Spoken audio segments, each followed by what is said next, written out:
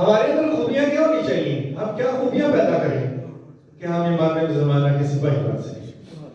کیا کریکٹرسٹکس ہوں، کیا کردار کے وہ چیزیں ہوں ہم میں کہ ہم چاہتے ہیں کہ امام زمانہ جب تشریف لے کر آئیں تو ہم امام زمانہ کی سپاہ میں شامل ہوں۔ تو ان خوبیوں کے لیے نا بڑا آسان سا حل میں نے ہمیشہ عرض کیا ہے، وہ خود معصوم نے بتایا ہوگا۔ جتنے کردار تاریخ میں امام دوبارہ اٹھائیں گے نا، ان کرداروں کو پڑھنا شروع کر دیں۔ جو ان کرداروں میں خوبیاں ہیں، کریکٹرسٹکس ہیں جس کی وجہ سے دنیا میں ان کا نام رہ گیا ہے، وہی وہ خوبیاں ہیں اکٹھی کرنی شروع کر دیں۔ ان میں سے کوئی ایک، کوئی دو، چار ہماری زندگی میں شامل ہو جائیں تو یس ہم صحابہ امام زمانہ بننے کے لیے خود کو تیار پائیں گے۔ تو جو خوبیاں ہیں ان میں کرداروں میں اصل میں وہی خوبیاں امام زمانہ کے سپاہیوں میں ہیں، ورنہ وہ کبھی بھی امام زمانہ کے سپاہی نہ بنتے۔ جیسے کہ میں ایک مثال دیتا ہوں، ہم میں سے کوئی بھی پیغمبر نہیں ہو سکتا، ہم میں سے کوئی نبی نہیں ہو سکتا، لیکن پیغمبروں نے دعا مانگی، نبیوں نے دعا مانگی، ان کی دعا قبول ہوئی ہے۔ ہم میں سے کوئی صحابی معصوم نہیں ہو سکتا اس وقت، کیونکہ معصومین علیہ السلام کا دور گزر گیا، ختمی مرتبت کا صحابی کوئی نہیں بن سکتا، ان کی صحابیہ کوئی نہیں ہو سکتی، اب ممکن نہیں، دور نہیں ہے، لیکن انہوں نے دعائیں مانگی ہیں اور دعائیں قبول ہوئی ہیں۔ تو ان کے کردار کیا تھے؟ جناب عیسیٰ علیہ السلام صحابی، میرے زمانے کے امام۔ جناب مالک اشتر صحابی ہیں، میرے زمانے کے امام۔ سمیہ زوجہ یاسر، پہلی شہیدہ اسلام کی جو شہید ہوئی ہیں، صحابیہ ہیں امام زمانہ کی۔ اور زبیدہ خاتون ہارون رشید کی زوجہ، صحابیہ ہیں امام زمانہ کی۔ انہوں نے دعائیں مانگی ہیں، اور یہ دعائیں مانگی ہیں تو امام ان کو ان کی قبروں پہ کھڑے ہو کر اٹھائیں گے، ان کو دوبارہ صحیح حالت میں زندہ کر کے اپنی سپاہ میں شامل کریں گے۔ یہ وہ 313 والے لوگ نہیں ہیں، یہ 313 کے بعد کے لوگ ہیں۔ تو اب میں تھوڑا سا آپ کے سامنے نا آپ کی محبت میں اس کردار کو، جو کردار امام زمانہ کی سپاہ میں ہونا ہے، اس کردار کو اپنی ذات میں پرکھنے کے لیے مثالیں آپ کے سامنے پیش کر دیتا ہوں۔ آپ سے التماس ہے کہ یہ جو نام میں آپ کے سامنے عرض کروں گا، میں تو مختصر سا بیان کر دوں گا، آپ ان پر تحقیق ضرور کیجیے۔ بر محمد و آل محمد صلی اللہ علیہ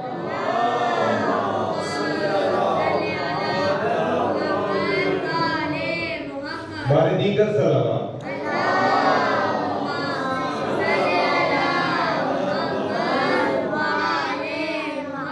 ایک کتاب ہے خصائص فاطمہ سلام اللہ علیہا۔ اس کتاب میں ایک حدیث ہے، وہ آپ کو میں نے عرض کرنی ہے۔ اس کتاب میں ایک حدیث ہے سرکار مولا امام جعفر صادق علیہ السلام سے، آپ سے ان کے صحابی نے، میرا خیال ہے کہ شاید مفضل تھے، انہوں نے یہ سوال پوچھا کہ مولا خواتین کی تعداد کیا ہوگی امام زمانہ کے آپ کے بیٹے کی سپاہ میں، کون سی خواتین ہیں جو اٹھائی جائیں گی؟ تو انہوں نے فرمایا کہ انہوں نے 13 خواتین کے نام لیے کہ یہ 13 خواتین ہیں، مقدس خواتین ہیں جو اٹھائی جائیں گی ہمارے بیٹے کی سپاہ کے طور پر۔ اس میں جو پہلا نام ہے بر محمد و آل محمد صلی اللہ علیہ وسلم،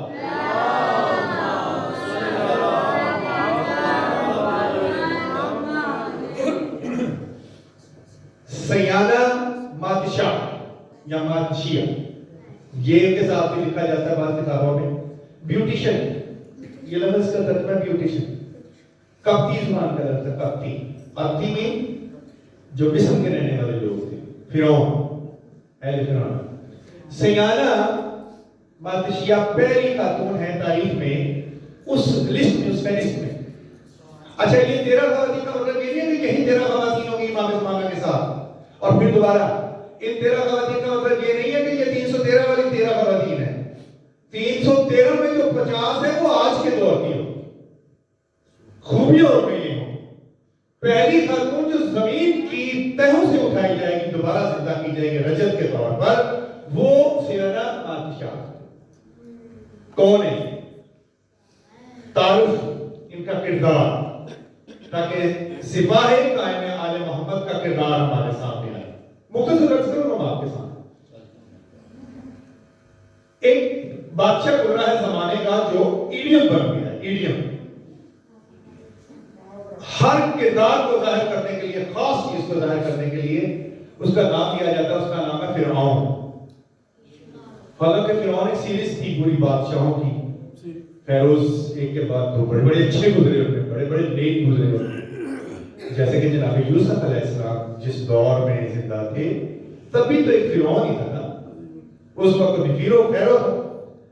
لیکن جو ٹکرایا ہے جناب موسیٰ علیہ السلام سے، اس فرعون کو خدا نے علامت بنا دیا ہے، ایڈیم کے طور پہ پیش کیا ہے، محاورے کے طور پہ پیش کیا ہے، کردار کے طور پہ پیش کیا ہے. فرعون یعنی کفر کا، شرک کا، بادشاہت کا، اپنے خدائی دعوے کا ایک نمائندہ بن گیا وہ فرعون. یہ فرعون کے دور کی بات ہے. فرعون کے دور میں ایک ایسا شخص بھی تھا کہ جسے اللہ نے مومن کہا ہے، لیکن وہ اسی کے خاندان سے تعلق رکھتا تھا.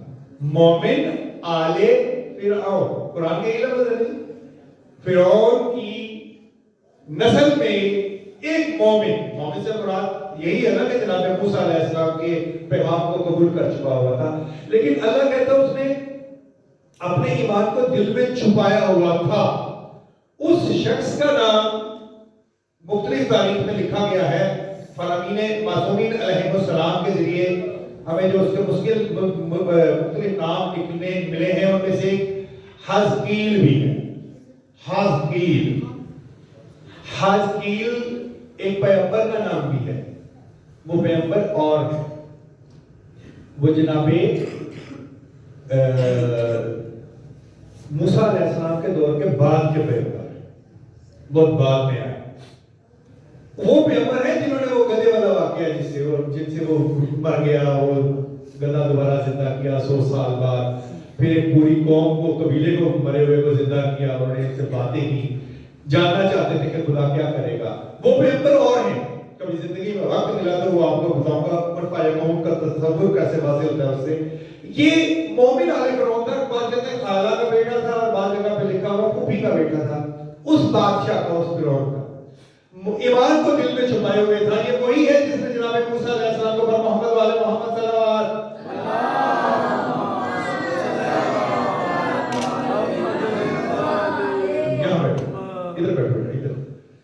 ادھر اپنے دل میں ایمان چھپائے بیٹھا تھا. وہی تھا جناب موسیٰ علیہ السلام کو جس نے کہا تھا کبھی آپ کے قتل کی سازش ہو گئی ہے. ان کے گھر جا کر رات کے اندھیرے میں سن کے آیا ہوں، کیونکہ یہ خزانچی تھا، فینانس منسٹر تھا، بڑا اسٹاک شخص تھا اس سلطنت کا. تو آپ شہر چھوڑ کر چلے جائیں. اب وہ آپ کو چھوڑے گا فرعون. تو جناب موسیٰ بھاگ گئے، چھوڑ کے چلے گئے. اللہ کے حکم سے خدا نے فرمایا کہ آپ چلیں گے، وہ چلے گئے، شہر کو چھوڑا. تو یہ مددگار تھا، چھپایا ہوا تھا. لیکن پھر جناب موسیٰ جب دوبارہ تشریف لے کر آئے تو ایک محفل لگی، جادوگروں کا آمنا سامنا ہوا. تو جادوگروں نے جیسے ہی قبول کیا نا کہ ہم موسیٰ کے خدا پر، رب پر ایمان لے آئے اپنی شکست کے بعد، تو یہ بھی ان میں شامل جس نے قبول کیا اس وقت. یعنی اس وقت حوصلہ ٹوٹ گیا، تقیہ کا دامن چھوڑ دیا، اب برداشت سے باہر ہے، اب اس کے بعد میں رہوں یا نہ رہوں. تو انجام ہوتا جیسے جادوگر مارے گئے تھے، ہاتھ اور پاؤں کاٹ کے اس نے لٹکا دیا. اسے بھی ایسے کر کے ہاتھ اور پاؤں کاٹ کے لٹکا دیا تھا. اس نے ایک ہاتھ اب اس کا باقی تھا، ایک ہاتھ سے خون نکل رہا تھا. انگلیوں کو کاٹا کہ انگلیوں سے خون آہستہ آہستہ نکلے. تو کافی دن یہ لٹکا رہا، زندہ رہا. تو مثل تیمار کی طرح، جیسے مثل تیمار کی زبان بولتی رہی پھر زبان نہ بولی تو کاٹنی پڑی انہیں علی کی محبت میں. اس کی بھی انگلی ہلتی رہی اور یہ اپنی طرف اور جناب موسیٰ کی طرف اشارہ کر کے کہتا تھا کہ خدا واحد ہے، خدا ایک ہے، اس کی عبادت کرو. یہ خدا نہیں، اشارے سے بتاتا رہا. حزقیل شہادت ہوئی. اس کی زوجہ ہے سیانہ ماتشہ، کزن تھی یہ اس کی، فرعون کی. اس کے محل میں رہتی تھی اور یہ ایکسپرٹ تھی، بیوٹیشن تھی. ब्यूटिशियन से मुराद ये है कि खवातीन को बनाओ सिखा सजाना घर की चार दीवारी के अंदर, इसकी इजाजत है। आप फतावा पढ़े, फरामीन मासूमीन अलैहिस्सलाम पढ़े कि ये शोबा बतौर बिजनेस खवातीन अपना सकती हैं, खवातीन की ब्यूटिशियन कोर्स के तौर पर उनकी खूबसूरती में इजाफे के लिए, बढ़ाओ सगार के लिए। ये सियाना बादशाह भी यही काम करती थी, लेकिन फिरौन के घर के खानदान के अंदर वहां पर मौजूद थे। एक दिन ये ना उस वाक़े के बाद कहते क्या दिल पे गुजरी होगी कि इनके खानिद को शहीद कर दिया गया है, पता नहीं कैसे बर्दाश्त कर रही थी। तो खानिद जाते हुए कह के गया था कि अल्लाह को नहीं छोड़ना और औलाद की खातिर, अपने बच्चों की खातिर अपनी जुबान को बंद रखना, क्योंकि तेरे बेटे हैं, अगर तुमने जुबान खोली तो ये उनको नहीं छोड़ेगा। मैं इसे जानता हूं ये किस खसलत का इंसान है। कंघी कर रही थी फिरौन की बेटी के सर पर, कंघी करते करते कंघी हाथ से गिर गई। जब जमीन पे गिरी ना तो अचानक झुकते हुए कहा बिस्मिल्लाह, ये जुमला बोलना था। तो फिरौन की बेटी ने कंधे से पकड़ के सीधा किया। उसने कहा ये तुमने किसका नाम लिया, बिस्मिल्लाह किसके नाम से शुरू, किस अल्लाह के नाम से शुरू कर रही है। तो बस खत्म हो गया, दामने तकिया छोड़ गया खुदा की मोहब्बत में कि आप जिसका नाम जुबान पे आ गया उसको किसी और से नहीं जोड़ोगी। क्या मेरे बाप का नाम लिया तुमने? कहा तुम्हारा बाप कौन होता है, वो क्या भेजता है? ये मैंने उसका खुदा का नाम लिया, उस रब का नाम लिया जो तेरे बाप को भी पालता है, तुझे भी पालता है, मुझे भी पालता है, जो उसे भी मारेगा मुझे भी मारेगा, जो उसको फिन्नार करेगा और मुझको अपने हजूर लेकर जाएगा। तो उस खुदा का नाम लिया। वो भागी अपने बाप के साथ। बाप को कहा कि वो सियाना जो है वो भी इस्लाम कबूल कर चुकी है, वो भी मूसा के खुदा पे ईमान ले आई। आप क्या कर रहे हैं, आपके घर में नकब लग गया। अब वो बड़ा अजीब सा इंसान था, बड़ा खबीस नुमाइंदा है ना वो शर का। उसने क्या किया, बुलाया, लोगों को इकट्ठा किया, बीबी को दोनों हाथ उनके यहाँ बांधे, गरम किए कोयले उनके सर पर रख दिए, सर पर जैसे प्राप्त तस्ले की शक्ल में होते हैं, और कहा कि जब तक तुम्हारा दिमाग पिघल नहीं जाएगा इसको मैं छोड़ूंगा नहीं। तो कह के मैं रब्बे आला। तो बीबी ने कहा नहीं, ला इलाहा इल्लल्लाह। बीबी मुसलसल चेहरे कहती रही कि नहीं, वही खुदा है, कोई और खुदा नहीं है उसके अलावा, वही पालने वाला है, वही रब है। अब तो कहिए का दामन छूट गया था ना, जितना मर्जी जोर करेगा। अच्छा ये नहीं, ऐसे नहीं मानेगी। इसके बड़े बेटे को लेके आओ, जवान बेटा था, उसको लेके आया गया और आग दहकाई गई सामने और कहा कि मैं इसे आग में फेंकने जा रहा हूं, अपने अल्फाज बदल ले। बीबी सियाना नहीं बदले, ला इलाहा इल्लल्लाह जारी रहा। अपनी नजरों के सामने बेटा आग में फेंका गया, जला। अब बदल ले, नहीं बदले। ला इलाहा इल्लल्लाह, खुदा एक है, वही रब्बुल इज्जत है, वही पालने वाला है, वही मुझे भी लेके जाएगा दुनिया में जिस तरह मेरा बेटा जा रहा है। उसने इसे जिंदगी दी थी, वही इसे मौत देता है। न तू मौत देता है न जिंदगी देता है। कहते हैं कि 3 बेटे पैर दर पे उनके सामने फेंके गए। बीबी ने अपनी जुबान से अल्लाह के नाम पर और लफ्ज नहीं बोला। बस एक वक्त ऐसा आया कि वो भी हिल गई। 6 या 5 माह का बच्चा था गोद का, बीबी का वो लेकर आया और उसने कहा कि नहीं कहेगी तो ये भी आग में जाएगा। तो तारीख लिखती है कि एक दफा बीबी डोली, वो आग की तरफ जब वो जा रहा था, उनकी जुबान खामोश हो गई, चुप हो गई। लेकिन वो बच्चे को खुदा ने फिर कुव्वत की बजाय दी। उसने कहा कि मां नहीं, तू सच्ची है, तू भी सच्ची है, तेरा रब भी सच्चा है, और खुदा का वास्ता, उसी का वास्ता देके कह रहा हूं, दोबारा गवाही दे, मुझे आग में जाने दे। वो आग में फेंका गया, जला। तारीख कहती है कि वो जो आग सर पे रखी हुई थी उस दिमाग को पिघला दिया।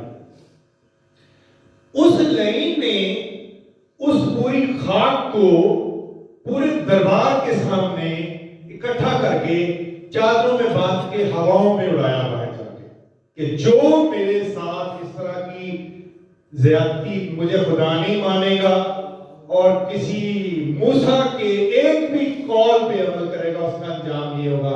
खत्मी मरतबत मोहम्मद मुस्तफा सल्लल्लाहु अलैहि वसल्लम मेराज पर तशरीफ लेकर जा रहे थे। جب گزرے نا اس مقام سے تاریخ، پتہ نہیں وہ فضا ہے، وہ ہوا ہے، وہ خلا ہے، وہ کیا ہے، مجھے نہیں پتا، میں نہیں سمجھ سکا، پتہ نہیں کون ہے جو کہتے ہیں کہ ہمیں سمجھ آ گئی کہ معراج کیا ہے۔ معراج تصور میں آ نہیں سکتی، اگر معراج تصور میں آ گئی تو پھر خدا تصور میں آ گیا، ممکن نہیں۔ وہ جو معراج پہ کسی مقام پہ پہنچے نا تو کہا مولانا رک جاؤ جبرائیل، جبرائیل رک گئے، یار ایسی پیاری خوشبو میں نے پوری زندگی میں یہ خوشبو نہیں سونگی، یہ کہاں سے؟ پیغمبر کہہ رہے ہیں جن کی خاطر کائنات تخلیق ہوئی، وہ کہہ رہے ہیں یہ خوشبو، میں نے کہا یہ خوشبو سیانہ اور اس کے بچوں کی راکھ کی خوشبو ہے جو خدا نے کائنات میں قائم کر دی ہے، اور یہ خوشبو آپ جیسے بلند رتبہ لوگوں کے علاوہ کسی کو نصیب نہیں ہو سکتی۔ یہ سیانہ بادشاہ جس کی خوشبو کو کائنات کی ایک حسن بنا دیا، جس کی راکھ کی خوشبو کو، ان کی دعا تھی جب وہ آگ میں پھینکی جا رہی تھی، جل رہی تھی کہ میرے مولا جس نے عدل اور انصاف کو دنیا میں قائم کرنا ہے مجھے اس کی سپاہیہ بنا، میں لڑ نہیں سکی تیرے دین کی خاطر، تو مجھے لڑائی کرنے کے لیے، اس باطل سے لڑائی کرنے کے لیے اس کی سپاہ میں شامل کرنا جس کو تم نے دنیا میں عدل اور انصاف قائم کرنے کے لیے بھیجنا ہے، وہ میرے اور آپ کے زمانے کے امام کی سپاہیہ کرنے کی دعا کرنا۔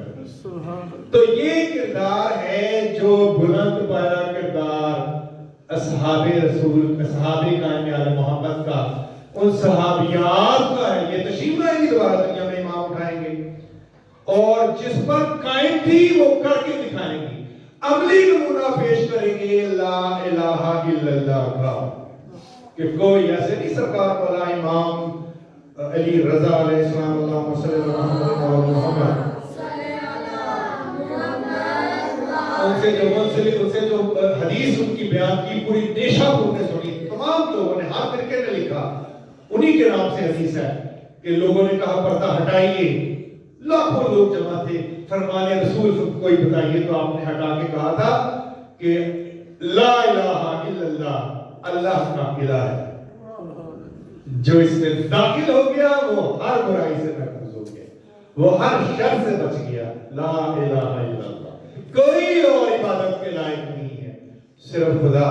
پھر پردہ گرا کے پھر اٹھایا اور کہا کہ یاد رکھنا اس میں ہماری ولا پہلی شرط ہے کہ جو ولا سمیت شامل ہوگا، تو یہ سیانہ بادشاہ پہلی ذات تھی دنیا کی تاریخ میں جو ہمیں نظر آتی ہے پیغمبروں کے علاوہ، کہ جس نے ذکر کیا خدا کا اس ولا کے ساتھ کہ جو خدا کو چاہیے، تو یہ صحابیہ ہیں ہمارے زمانے کے امام کی۔ تو یہ کردار ہے، اس کردار میں جو چیز نظر آتی ہے وہ ہے کہ جب خدا امتحان لیتا ہے تو پھر قربانی کی کوئی نوعیت نہیں دیکھی جاتی، پھر کردار کربلا اپنی جہاں جو پیک پر نظر آتا ہے وہ جگہ جگہ نظر آنا چاہیے، چاہے وہ کسی بھی صورت میں ہو۔ دوسری خاتون جو اٹھائی جائیں گی پر محمد والے محمد صلی اللہ علیہ وسلم،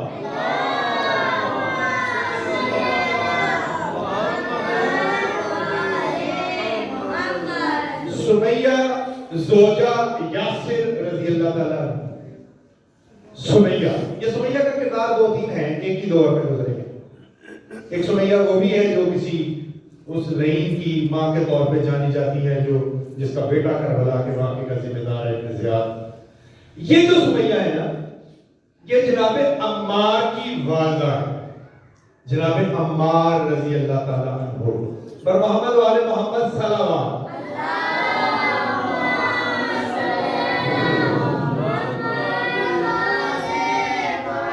عمار کے بارے میں آپ کو پتہ ہے نا کہ عمار کیا حال ہوگا تمہارا، میرے رسول نے فرمایا تھا کہ تجھے ایک باغی گروہ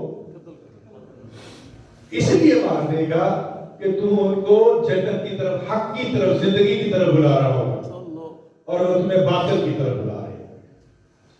عمار یاسر تمام گفتگویں یزید اور یزید کی اجداد میں بند ہو جاتی ہیں جب ان کا ذکر آتا ہے۔ اس کے بعد لعین جو ناصبی ہے نا، جو یزید اور یزید کی اجداد اور جیسے سارے کرداروں کی حفاظت کرتے ہیں، صحابی رسول عمار کا جب ذکر آتا ہے نا تو اس کے بعد ان کی زبانیں بند ہو جاتی ہیں۔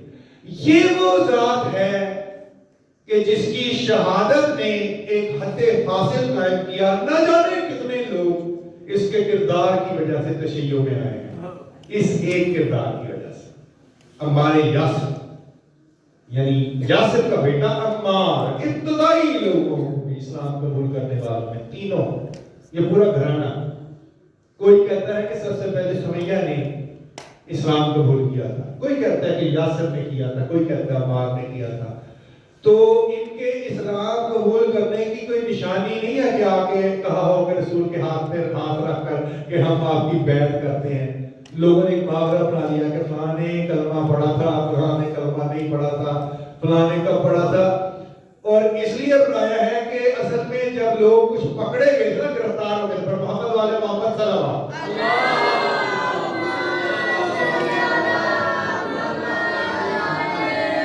مکہ کے بعد ان کو پتہ چل گیا کہ ہماری جان چھوٹنے والی نہیں ہے، تو پھر انہوں نے پڑھا، انہوں نے کہا لا الہ الا اللہ محمد رسول اللہ، لوگوں کو بس وہ یاد رہ گیا، وہ جو ساری زندگی میں بیان کیے بغیر اس دنیا سے چلے گئے، وہ جنہوں نے عمل سے کلمہ پڑھ کے دکھایا، جن کے سردار جناب ابو طالب علیہ السلام ہیں، لوگوں نے اس کردار کو پس پشت ڈال دیا کہ جو کردار کے طور پر لا الہ الا اللہ محمد رسول اللہ بن گئے تھے، ان کرداروں میں ایک کردار ان کا بھی ہے، سمیہ زوجہ یاسر والدہ عمار۔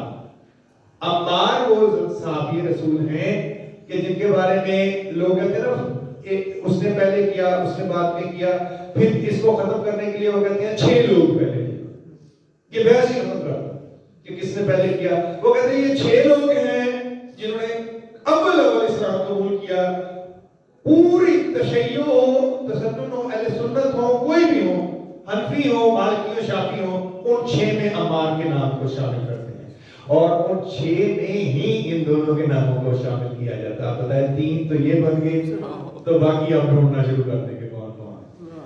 یہ ایسا خوبصورت کردار ہے اس بی بی کا کہ اس بی بی، یہ کہا جاتا ہے کہ یہ گھرانہ پورے کا پورا دست نگر تھا ابو جہل کے غلاموں میں سے، غریب لوگ تھے مکے میں۔ ایک روایت یہ ہے کہ غلام تو نہیں تھے، لیکن بہرحال یہ غریب اتنے تھے کہ دست نگر تھے، پلتے تھے ان کے دیے پر۔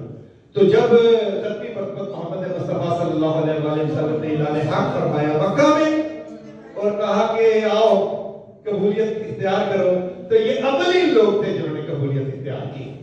اچھا، ان کے کردار کی بہت ساری خوبیاں ہیں، اتنا وقت نہیں ہے میں مکمل بیان کروں، لیکن آپ کو مختصر عرض کر دیتا ہوں کہ پہلی خوبی جس نے جھنجھوڑا ہے ضمیر انسانیت کو اس مکے کے دور میں، وہ اس بی بی کے چند جملوں سے پیدا ہوئی تھی۔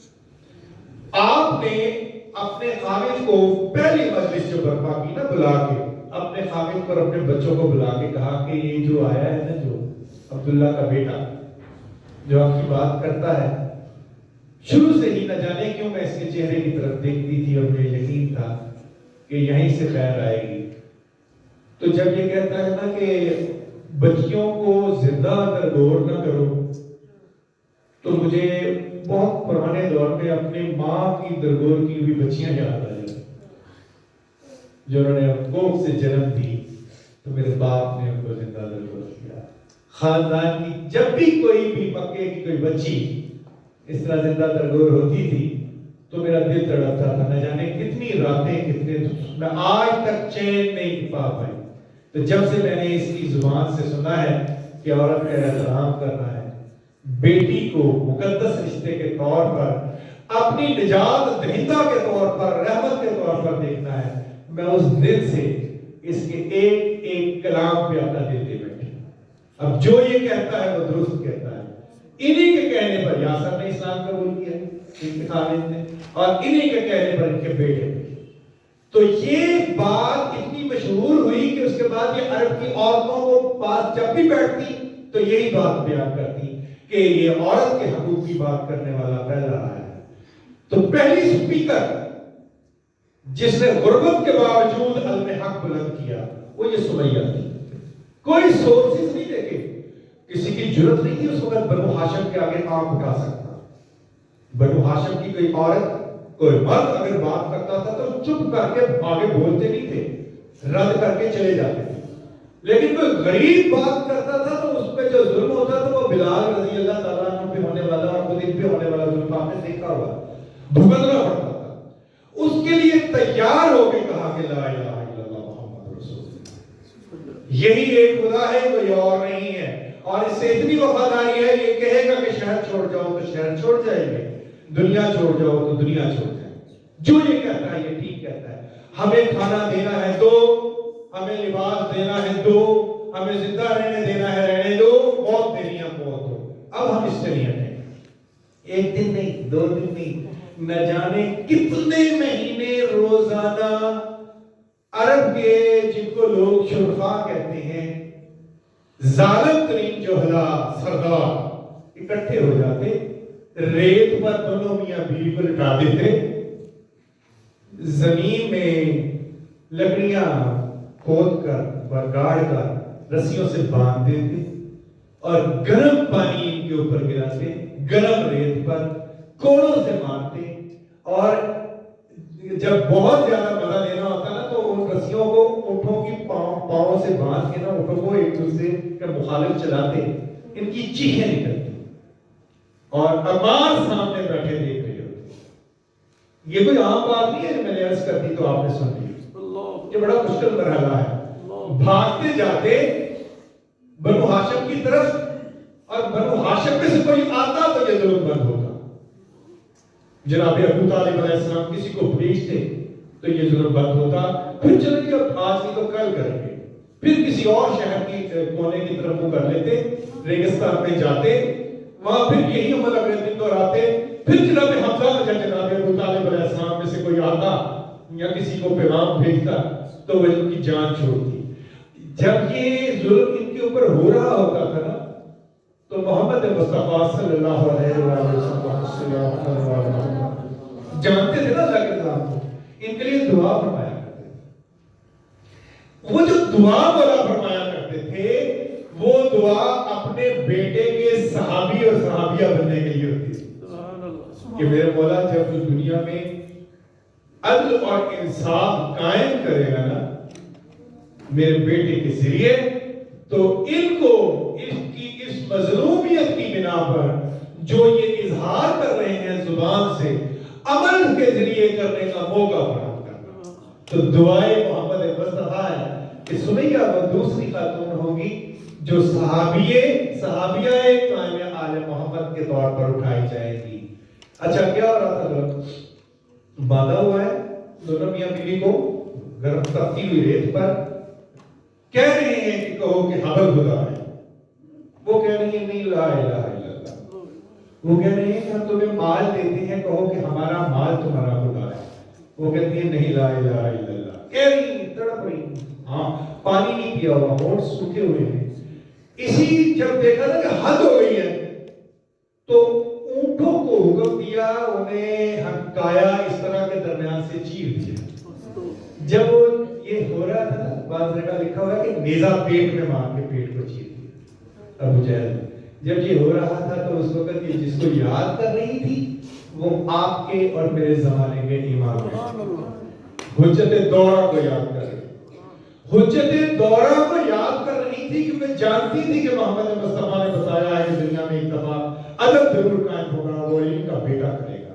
تو جب ان کو یاد کر رہی تھی تو خدا نے نہ جانے کتنی محبت میں قبول کی ہوگی دعا، کیسا لطف لیا ہوگا خدا نے خود اس محبت کا کہ میرے زمانے کے امام کی سپاہیہ بنے گی، اور جب وہ تشریف لے کر آئیں گے، اچھا یہ ان کے کام چھوٹے سے نہیں ہونے ہیں، ایسے نہیں لکھا ہوا کہ بس دعا دارو کرے گی، یہ مرن پٹی کرے گی، نہیں، یہ سردار ہوگی، سردار۔